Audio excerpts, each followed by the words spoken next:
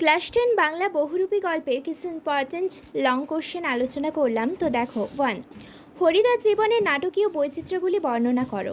2, হরিদার ঘটানো চমৎকার ঘটনাগুলি লেখো। 3, আজ তোমাদের একটা জবর খেলা দেখাবো।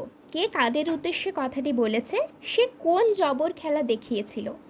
4, এবার মারিত গণ্ডার লঠিত ভাণ্ডার, কে কোন প্রসঙ্গে মন্তব্যটি করেছে, তার উদ্দেশ্য কি শেষ পর্যন্ত সফল হয়েছিল, গল্প অবলম্বনে তা আলোচনা করো।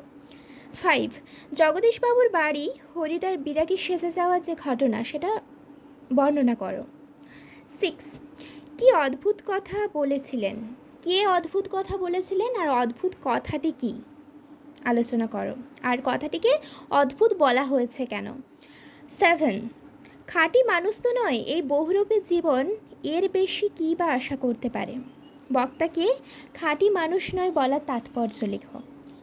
8, বহুরূপী গল্পের নামকরণের সার্থকতা বিচার করো। আজ এই পর্যন্ত। তো অন্য কোনো বিষয়ের বা অন্য কোনো চ্যাপ্টার বা অন্য কোনো গল্প বা কবিতার যদি এরকম কোনো শর্ট ভিডিও চাই তাহলে তোমরা কমেন্টসে বলে আমি দিয়ে দেবো।